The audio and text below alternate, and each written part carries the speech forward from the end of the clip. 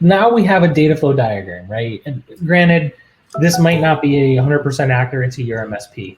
So what do we do with this diagram? What I do with MSPs when I sit down with them is I say, show me your data flow diagram. They don't have it.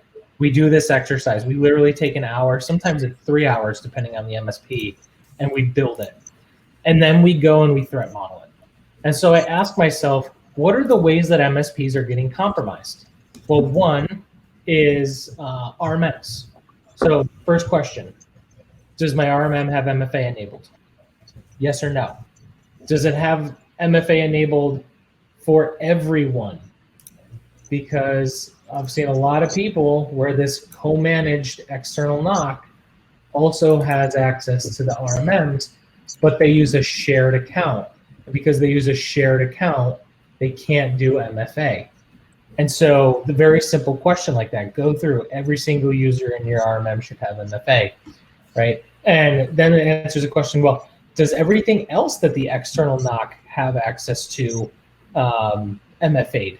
And how are they gaining access to these platforms? We didn't talk about the deployment model. Is the PSA on-prem or in the cloud?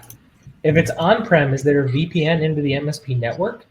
Does that VPN limit them to just the PSA platform, or does it give them access to the entire corporate network of the MSP? That's an attack vector into the MSP.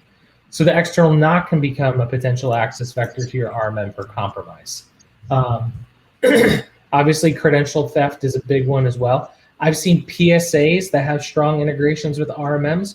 Attacker gets into PSA, there's a drop from PSA to RMM, single click, bypasses all the normal security processes because you're already trusted in the PSA.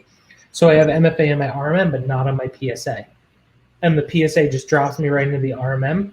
Boom, now I have access to the entire MSP environment. The other thing I would say is this RMM, so we focused a lot on building out the relationships around the PSA.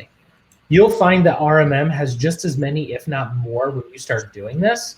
So the next question you need to ask yourself is, what API keys am I using for all of these integrations? Do I have a single PSA API key that I'm using for every single integration? If so, what happens if that key gets compromised? Will I know which vendor it got compromised from? And how do I know how these vendors are storing these API keys? And I don't know the answer to this.